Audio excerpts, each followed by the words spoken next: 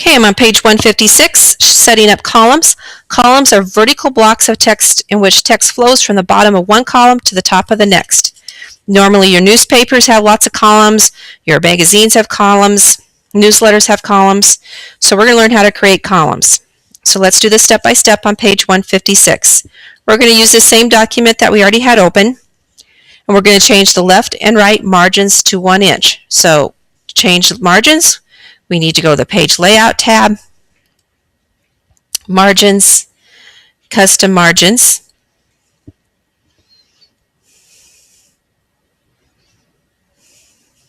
And we're going to change the left to 1 inch, and the right to 1 inch.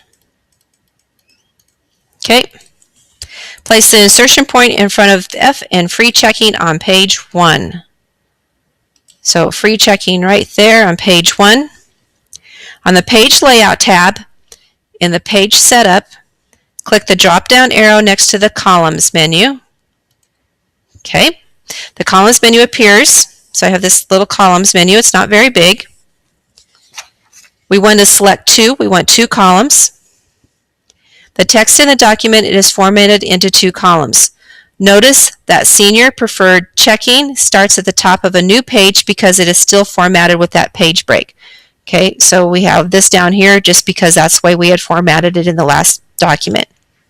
Go ahead and save this as Checking Draft in your lesson folder, in your folder, or either that or on your desktop.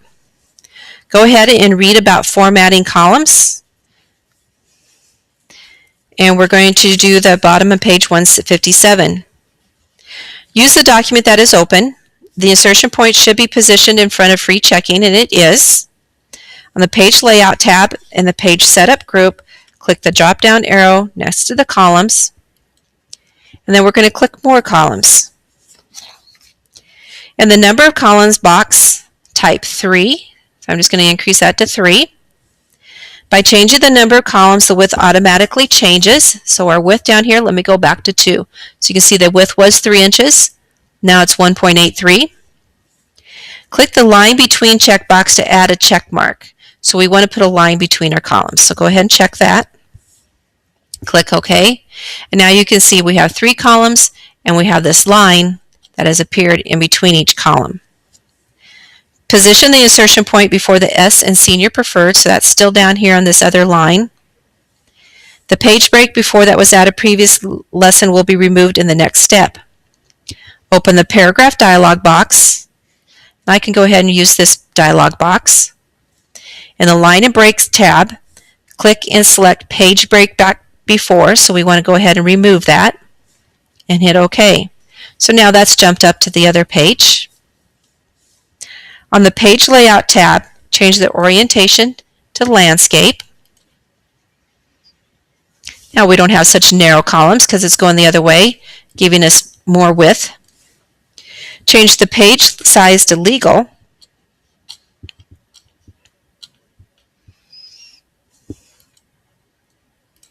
Okay.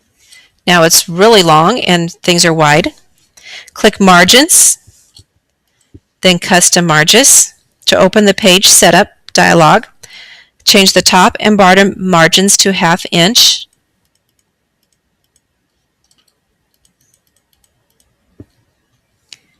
And in Apply To selection at the bottom of the, notice that the affects the whole document.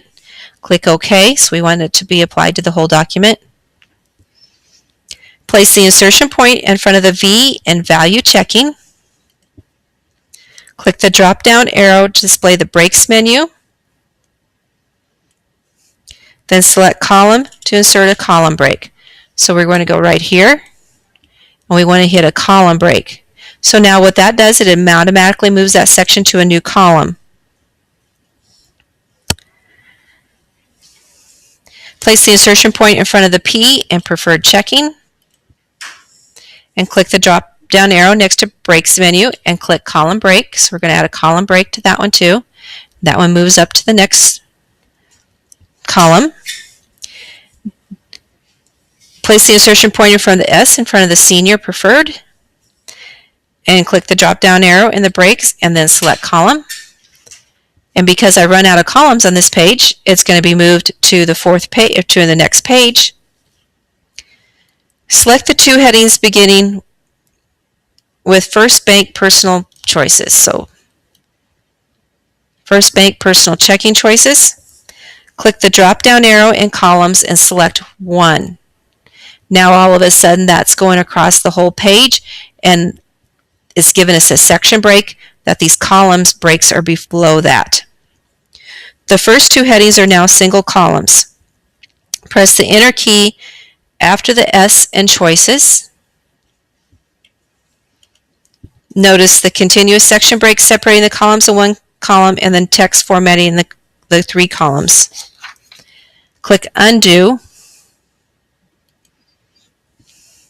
Select the 2 headings on the Home tab and in the paragraph group click Center. So I want to go ahead and center those 2.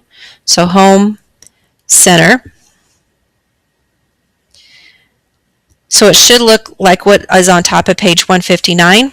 Go ahead and save that document with the same file name. And we're going to go ahead and read about changing column widths, and we'll do the next step by step. Use the document that's open. Place your insertion point anywhere in the first column.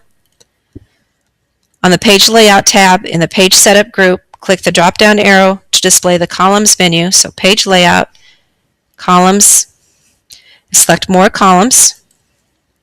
Type 4 in the number of columns box. So we want 4. Change it to 4 columns. Select the text. So now in width box and type 3.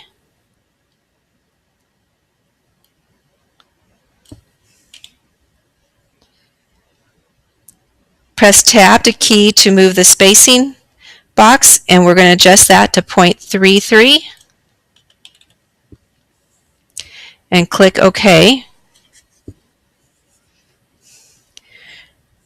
Review the document in Backstage using the print screen. Notice the heading, so let's go to View It. Notice the heading, Free Checking, is not aligned vertically with the other headings. So the free checking is not lined up across. It's a little bit lower. To correct this, decrease the spacing before to 0. Review the document again. So we need to go back. Right here, we're going to click the spacing before. We need to change that to 0. And now see how it bounced up. We can review the document again. And now they're all even all the way across. Save the document with the same file name in the lesson folder, in your lesson folder, and we're going to do the next step by step. Add a single column to an existing document with multiple columns. So change the left and right margins to a 1/2 inch. So go back, need to go to my margins, custom margins, need to change these to a 1/2 inch. Okay. Now my senior preferred jumped over here because now I had room for it. In the 4th column, the last bulleted point, place your insertion point after E and guarantee and press Enter. So right there, we're going to press Enter. Remove the bullet by selecting None in the bullet library. So I need to go to my home, go to my bullet library, and we're going to select None. So that removed my bullet.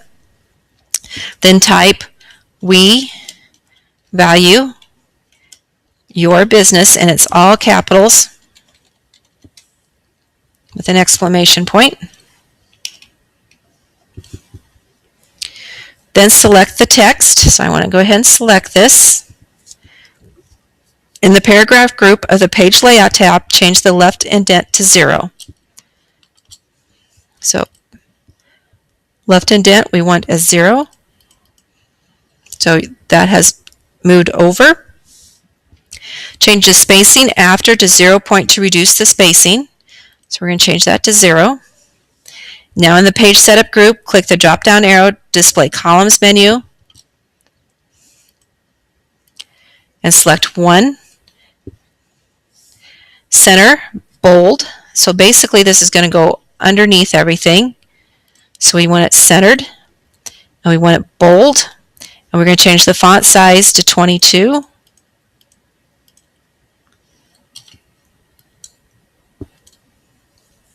And the color to dark blue.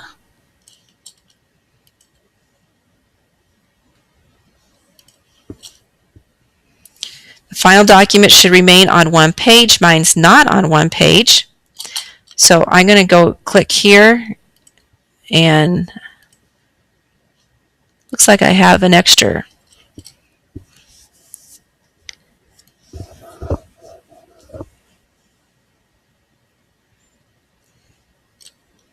See if I have some extra blanks that I need to get rid of. I can maybe get rid of that one. There. I just got rid of my extra little paragraph mark I had there, and I backspaced till I got up there so that it jumped up. So we value your business. It's across the bottom in bold. Go ahead and save this document as checking final, and leave it open for the last step-by-step. Go ahead and read about inserting a blank page into a document. So we're going to use this same document. Put your cursor in front of the F in free checking. On the Insert tab in the Pages group, click Blank Page. So in the Insert tab in the Pages, we're going to click Blank Page. Page 2 is a blank page. The headings are left on page 1. So we got all this left on page 1.